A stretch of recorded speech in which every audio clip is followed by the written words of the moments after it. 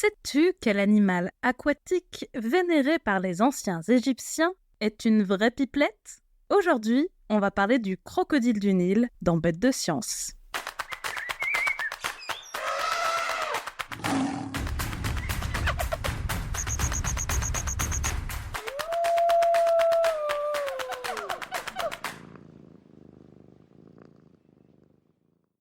Ah, les les crocodiles, sur les bords du Nil, ils sont partis, n'en parlons plus. Peut-être as-tu déjà entendu cette célèbre comptine qui met notre héros du jour à l'honneur.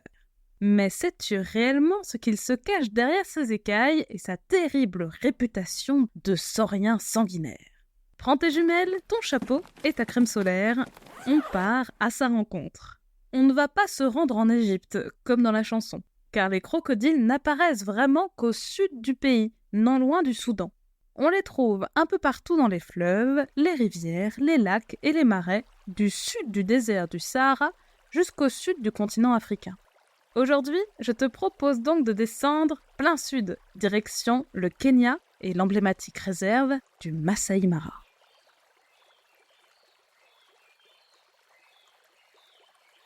Nous sommes en juillet, à la fin de la saison des pluies sur les rives de l'emblématique rivière Mara qui donne son nom au parc. Les rives sont d'une belle couleur ocre et les gros blocs rocheux qui s'y trouvent sont ornés de petits arbres et de buissons au feuillage d'un vert éclatant grâce aux pluies de ces dernières semaines. Sur la berge en face, on peut apercevoir deux grands hippopotames qui font la sieste à moitié immergés. Quelques oiseaux blancs au long cou, des aigrettes garzettes, cherchent de petits invertébrés avec leur bec. Et si tu regardes bien, sur la droite, voici notre héros du jour. Il est plutôt bien caché. Tiens, prends les jumelles. Malgré sa taille honorable, il se camoufle très bien, la couleur de ses écailles se fondant à merveille avec le sol. Tu le vois? À gauche de ce buisson, on aperçoit sa tête, juste là. Et oui, c'est bien un crocodile du Nil, Crocodilus niloticus. Contrairement à ce que l'on pourrait croire, il n'est pas tout le temps dans l'eau, loin de là. Comme les serpents et les tortues, le crocodile est dépendant de la température extérieure pour se réchauffer. On dit qu'il est ectotherme. Sa chaleur lui vient de l'extérieur, ce qui explique qu'il aime tant les bains de soleil. Mais ce n'est pas pour autant que son sang est froid, comme on le dit souvent. À tort. Notre croco passe donc de nombreuses heures sur les rives à accumuler la chaleur et donc de l'énergie. Sa mâchoire redoutable est équipée de dents pointues qui dépassent de sa gueule, en haut et en bas. Elles peuvent repousser plusieurs fois si elles viennent à tomber ou à se casser, ce qui est bien utile. Les crocodiles se reconnaissent à leur long corps recouvert d'un cuir écailleux très résistant, et des plaques osseuses viennent consolider cette solide armure. Tu as peut-être déjà vu le crocodile qui tourmente le capitaine Crochet dans l'adaptation de Peter Pan par les studios Disney. Comme souvent dans les dessins animés, il est représenté avec la peau verte. Mais en réalité, les crocodiles du Nil sont plutôt jaunes kaki, avec un ventre plus clair et des taches sombres qui forment comme un damier sur leur corps. Les écailles pointues sur le bout de leur queue leur donnent l'aspect de dragon, même s'ils sont un peu enrobés et courts sur pattes. Bien que celui que l'on peut voir dans nos jumelles ne mesure que 2 mètres de long à vue de nez, un mâle adulte mesure en moyenne le double. Les plus grands jamais observés atteignent les 6 mètres de long, soit 2 tables de ping-pong mises bout à bout. Ça ne rigole pas. Mais les crocodiles du Nil ne sont pas du tout les seuls crocodiles au monde. On en trouve pas loin de 20 espèces de tailles très variables, de Cuba aux Philippines en passant par l'Australie. Et pour distinguer les crocodiles de leurs cousins caïmans et alligators, c'est facile. La tête des crocos forme un triangle avec le bout du museau fin et pointu, alors que les alligators et les caïmans, eux, ont le bout du museau plus large et arrondi, comme un U. Même si ça peut sembler surprenant, les crocodiles sont plus proches des poules que des lézards, comme les varans de Komodo dont je t'ai déjà parlé dans Bêtes de science. On parle aujourd'hui d'archosauriens pour regrouper les crocodiliens et les oiseaux, les seuls dinosaures à avoir survécu jusqu'à aujourd'hui, et dont ils sont les plus proches cousins. Ce qui est sûr, c'est que les crocodiles sont encore perçus comme des animaux qui font peur. Il faut dire que ce sont des prédateurs très efficaces. Exclusivement carnivores, ils mangent des proies très différentes selon leur âge. Libellules et tout petits invertébrés aquatiques quand ils sont tout jeunes, jusqu'aux poissons les plus grands, en passant par de gros mammifères tels que des zèbres, des gnous, et même des buffles ou de jeunes hippopotames lorsqu'ils sont adultes. Même s'il peut nous paraître pâteau, là, à ronfler sur la berge, le crocodile du Nil peut courir au sol jusqu'à 18 km/h. Mais c'est dans l'eau qu'il se surpasse. Sa longue queue puissante propulse son corps à grande vitesse et peut même l'éjecter avec force hors de l'eau pour saisir des proies en hauteur. Sa mâchoire exerce une très forte pression dont il est quasiment impossible de se défaire. Il peut alors, après une attaque surprise, entraîner sous l'eau son futur repas pour le noyer. S'approcher de lui, même pendant sa sieste, pour faire un selfie est donc une très mauvaise idée. Il est de toute manière toujours plus prudent de rester à bonne distance d'un animal sauvage, prédateur ou non. Même s'il est chassé pour sa viande et son cuir par les humains, sa population reste stable dans les 26 pays où on le trouve. On pourrait penser ce colosse invulnérable, et pourtant rien n'est moins sûr. Sa survie est mise en danger par des activités humaines, comme l'extraction intensive de l'eau pour l'irrigation des cultures, la surpêche qui le prive de nourriture et la dégradation de son habitat. Note aussi que les crocodiles sont territoriaux et attaquent si l'on s'approche d'eux. Et ils peuvent s'en prendre aux humains ou à leur bétail, plus facile à attraper que des animaux sauvages. Au Kenya, où nous nous trouvons, des inondations dues au dérèglement climatique ont rapproché les crocodiles des habitations, comme autour du lac Baringo, ce qui a augmenté le nombre d'attaques.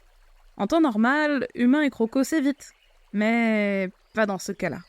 Une étude de 2021 a aussi révélé la présence de pesticides dans la graisse des crocodiles, des produits toxiques utilisés par les humains pour lutter contre les moustiques notamment. Même quand on est l'un des plus grands prédateurs d'Afrique, on n'est pas immunisé pour autant contre les activités humaines. Craint ou respecté, le crocodile du Nil tient une place à part dans les mythologies humaines. Vénéré par les anciens Égyptiens, le dieu Sobek, à la tête de sauriens, était adoré. Associé à l'eau du Nil sacrée qui fertilise les berges, la présence de crocodiles était vue comme un bon présage pour les récoltes à venir. Une autre histoire mignonne et très populaire raconte que le croco tisse une relation d'entraide avec un petit oiseau, le pluvian d'Égypte, qui viendrait nettoyer ses dents sans risque de se faire croquer. Ce récit, raconté par l'historien grec Hérodote, date du 5e siècle avant notre ère et a été repris partout, dans les livres, les films, les documentaires et même dans Pokémon. Tu as peut-être remarqué que Flamigator, l'évolution de Chochodile, un super croco flamme et spectre, a un petit oiseau de feu posé sur son museau. Eh bien, son allure est directement inspirée du pluvian et du crocodile.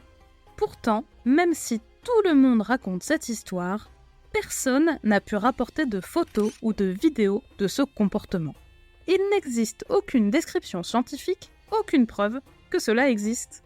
Toutes les images que l'on trouve sur Internet sont des montages. C'est fou, non ? À croire que tout le monde a envie de penser que le crocodile fait équipe avec plus petit que lui. Et pourtant, pas besoin d'inventer des fables pour se rendre compte que le crocodile est un animal incroyable. Sais-tu par exemple comment il vit ? Eh bien, pour commencer, il est très sociable et passe son temps en groupe. Les mâles dominants se défient pour s'accoupler et se constituer un harem de plusieurs femelles. Une hiérarchie s'instaure, les plus gros étant souvent les plus forts et ceux qui ont le plus de succès auprès de ces dames. Et contrairement aux tortues, les mamans crocodiles sont aux petits soins pour leurs rejetons. Elles creusent un trou éloigné du bord de l'eau pour maintenir leurs 30 à 50 œufs à la bonne température. Et pendant l'incubation, qui dure entre 2 et 4 mois, le temps que les petits crocos se développent, elles surveillent le nid et le défendent contre tous les prédateurs qui voudraient les manger. Bien souvent, elles se privent même de nourriture, le temps de veiller sur eux. Si ça, c'est pas une bonne maman. Mais le plus extraordinaire est à venir, car les crocodiles sont experts en matière de son et de communication. L'équipe du laboratoire de neuroéthologie sensorielle, ENES, de l'université de Saint-Étienne, les étudie depuis près de 15 ans. Tu as peut-être déjà entendu le feulement que l'on retrouve souvent dans les films quand ils se défient ou se bagarrent. C'est loin d'être le seul qu'ils peuvent produire. Quand ils sont bébés, les crocos sont de vrais pipelettes. En réalité, ils commencent à se faire entendre alors qu'ils sont encore dans l'œuf, 5 jours avant l'éclosion.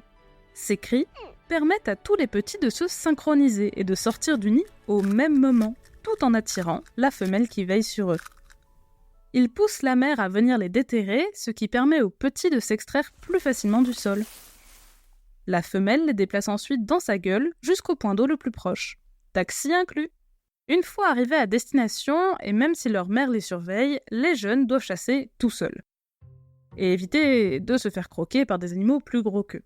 Ils émettent alors un autre type de son, des cris de contact, qui serviraient aux autres petits de la fratrie à signaler leur présence et à se rassembler. Enfin, s'ils sont en danger, les petits poussent des cris de détresse qui ont pour effet d'attirer les femelles adultes qui pourraient alors les défendre. La différence est subtile entre les cris de contact et les cris de détresse. Mais la maman croco ne s'y trompe pas et rapplique à toute allure en cas de danger pour ses bébés. Des études révèlent que même si les femelles adultes réagissent davantage aux cris de juvéniles plus petits et donc plus jeunes, il semblerait qu'elles n'identifient pas l'individu qui crie grâce au son. Cela voudrait dire que même des femelles voisines qui ne sont pas les mères des petits sont stimulées par les cris et y réagissent. Cela révèle un comportement moins subtil, programmé et sélectionné au fil de l'évolution, mais super efficace puisqu'il assure une protection musclée aux bébés crocos. Les crocodiles ne sont donc pas que de redoutables tueurs, ce sont aussi de super babysitters. Allez, on récapitule. Le crocodile du Nil est un prédateur aquatique au cuir épais qui fait partie des archosauriens. On le trouve dans les rivières et les lacs africains situés au sud du Sahara. Il se délecte de proies de toute taille, des insectes aux poissons en passant par de grands herbivores. S'il n'est pas menacé, les activités humaines ont un impact négatif sur sa survie. Les bébés crocodiles sont de grands communicants qui utilisent de nombreux cris différents pour appeler à l'aide, mais aussi pour se regrouper entre eux. Alors, pas si bête le crocodile ? Merci d'avoir suivi cet épisode de Bêtes de Science. Si ce podcast te plaît, tu peux t'abonner pour découvrir de nouveaux épisodes toutes les 2 semaines et en apprendre toujours plus sur la vie fascinante des animaux. Si tu nous suis sur Spotify ou Apple Podcast, tu peux même nous laisser 5 étoiles pour nous dire qu'on fait du bon travail, ou nous laisser un commentaire si tu veux qu'on parle d'une bestiole en particulier. À bientôt, jeune aventurière et jeune aventurier.